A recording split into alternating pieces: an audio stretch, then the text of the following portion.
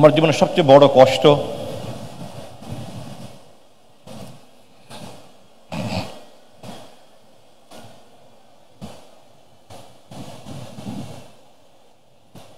আমার মা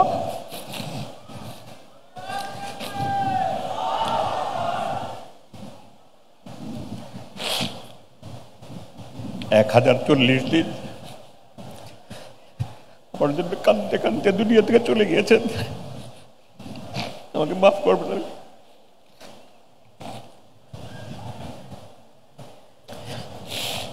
আমি মায়ের কথায় আবেগ ধরে রাখতে পারি না। আমার মা ছিল না। আমার মা আমার জীবন শ্রেষ্ঠ বন্ধু ছিল। আমার ক্ষমা করবেন। এটা আমার জীবনের সবচেয়ে বড় কষ্ট, আমার জীবনের সবচেয়ে বড় দুঃখ। আমি এই জুলাই বিপ্লবের অংশীদার হতে পারলাম না। এমন একটা বিপ্লব পৃথিবীর ইতিহাসে যার নজির নেই। এমন কোনো বয়সের, এমন কোনো শ্রেণী পেশার মানুষ ছিল না যারা এই বিপ্লবে অংশগ্রহণ করেনি।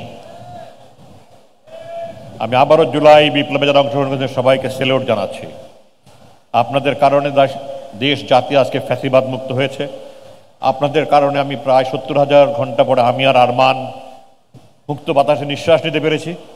আল্লাহর আকাশ, চাঁদ, সূর্য, তারা, মেঘ, বৃষ্টি দেখতে পাচ্ছি, মাটির গাছপালা দেখতে পাচ্ছি, স্বজনদের মুখ দেখতে পাচ্ছি। আপনাদের ঋণ জাতি শোধ করতে পারবে না, আমাদের পরিবারবর্গ শোধ করতে পারবে না।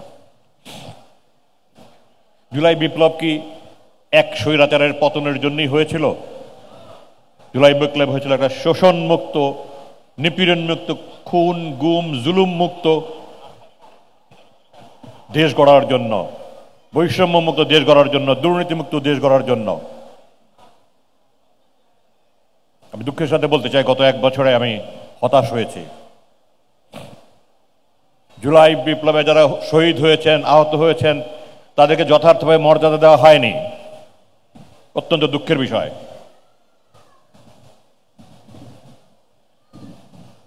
আমি মুক্তির পরে 3রা সেপ্টেম্বর হাসপাতালের থেকে একটা প্রেস ব্রিফিং করেছি, আপনারা হয়তো অনেকে শুনেছেন। আমি সেদিন দাবি করেছিলাম, আমি যেখানেই কথা বলে দাবি করি, এই জুলাই বিপ্লবে যারা ত্যাগ করেছেন, নিজেদের জীবন বিসর্জন দিয়েছেন, জীবনের ঝুঁকি নিয়ে যুদ্ধ করেছে, তাদেরকে রাষ্ট্রীয় স্বীকৃতি না দেওয়া মানে এই বিপ্লবের প্রতি বেইমানি করা।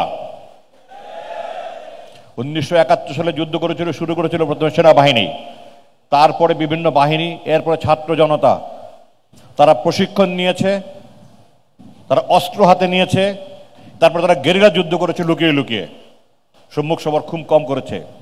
এই প্রজন্মের মুক্তিযোদ্ধারা কোনো প্রশিক্ষণ নেই, কোনো অস্ত্র নেই, অস্ত্রের মুখে খালি হাতে বুক পেতে দিয়েছে।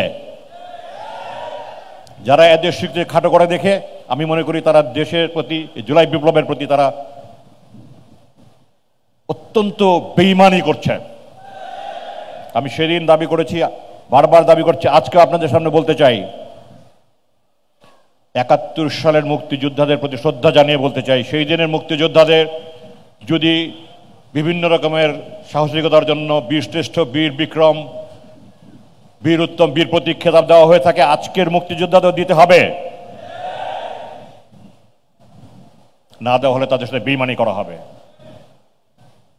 এত 1 বছরে তাদের নিয়ে কোনো কথা বলা, যতটুকু বলার না বললেই নয় অতটুকু বলা হয়, রাষ্ট্রীয়ভাবে এমন কোনো গুরুত্বপূর্ণ কিছু হয়ে যাবে আমি দেখতে পাই না।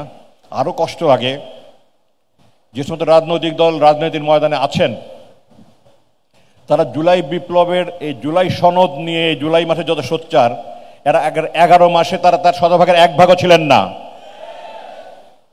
তাদের প্রথম এজেন্ডা হওয়া উচিত ছিল এই জুলাই সনদ, তারপরে ক্ষমতা।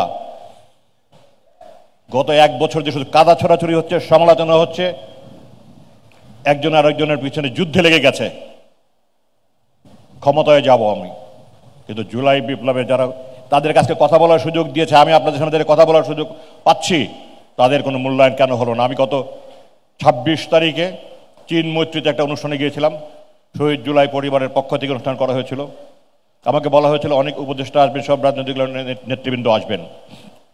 তারা আসুক না আসুক, তারা দাওয়াত দিয়েছে, তাদের প্রতি আমার আবেগ আমি দেখাতে পারবো না বুকটা কেটে, কিন্তু আমি গিয়েছি। ওখানে শুধুমাত্র ডক্টর শফিকুর রহমান সাহেব, জামাতের আমির এসেছিলেন, জামাতের আরও কয়েকজন নেতা এসেছিলেন, এবি পার্টির মুজিবুর রহমান মঞ্জু এসেছিলেন, আর কোনো রাজনৈতিক দলের নেতাকে আমি দেখিনি, কোনো উপদেষ্টাকে দেখিনি। এবং ওখানে আমি জুলাই যোদ্ধাদের বাবা, স্ত্রী, মাদেরকে কাঁদতে কাঁদতে আহাজারি করতে দেখেছি যে আমাদের সন্তানদের, আমাদের স্বামীদের রক্তের উপরে যারা আজকে ক্ষমতায়, তারা কোথায়? এখানে আমাদেরকে সময় দেওয়ার মতো সময় তাদের কেন নেই? আমি একজনে বলছি, আমি কথা বলতে গিয়েছি, আমাকে বলে আমার নির্বাচনী এলাকায় যেতে হবে, আমার সময় নাই।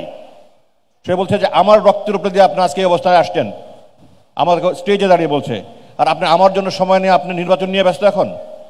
আফসোস, এই জাতির যোগ্য নেতৃত্ব পায়নি। যারা যোগ্য ছিল, জাতি তাদেরকে মূল্যায়ন করেনি।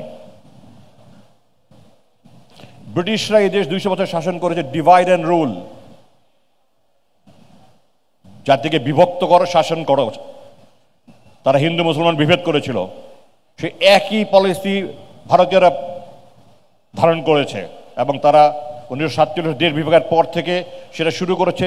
আমাদের দেশের 1960-এর দশক থেকে তারা আমাদের সাংস্কৃতিকভাবে আগ্রাসন করেছে, এবং আস্তে আস্তে আমরা এখন একটা ভয়ানক পর্যায়ে আছি। আমি সামরিক বাহিনীর কর্মকর্তা হিসেবে বলছি, আমি সামরিক নিরাপত্তা নিয়ে যত না দুশ্চিন্তাগ্রস্ত, তার চেয়ে বেশি দুশ্চিন্তাগ্রস্ত আমি এই সাংস্কৃতিক আগ্রাসন নিয়ে।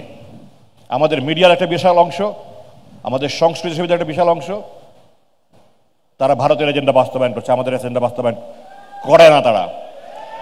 আমি এই জন্য সাইমুম শিল্পী গোষ্ঠীকে অন্তর থেকে ভালোবাসি। এটা প্রতিষ্ঠার সময় আমার ছোট 2 ভাই এটা পরিচালক ছিল, এবং আমি যদিও তাদের সাথে এমন কোনো আমার সম্পৃক্ততা নেই, কিন্তু আমি তাদেরকে চিনি, জানি, এবং তাদেরকে আমি অন্তর থেকে ভালোবাসি। আজকে এই অনুষ্ঠানটা তারা আয়োজন করেছে, আমি তাদেরকে অত্যন্ত কৃতজ্ঞতা জানাই, তাদের প্রতি আমাকে দাওয়াত দেওয়ার জন্য আমি কৃতজ্ঞতা জানাই। আমি দেশবাসীর কাছে একটাই শুধু আমার চাওয়া, যেই স্বপ্ন নিয়ে জুলাই মানুষ শহীদ হয়েছে, জীবন দিয়েছে, আহত হয়েছে, এই স্বপ্নটা বাস্তবায়নের জন্য আমাদেরকে ভারতের আগ্রাসন মুক্ত থাকতেই হবে। এবং ভারতের আগ্রাসন মুক্ত থাকতে হলে আমাদের মধ্যে ঐক্য ছাড়া কোনো বিকল্প নেই। আমরা আজকে এখনো বিভক্ত জাতি। আমি যখন কোথাও এনআইডি করতে যাই, পাসপোর্ট করতে যাই, কোনো ফর্ম ফিল আপ করি, আমার জাতীয়তা লিখি বাংলাদেশে। তো আমরা বাঙালি জাতি কেন বলবো? আমি বাঙালি জাতির ঘোর বিরোধী। এটা আমার পূর্বে এক বক্তা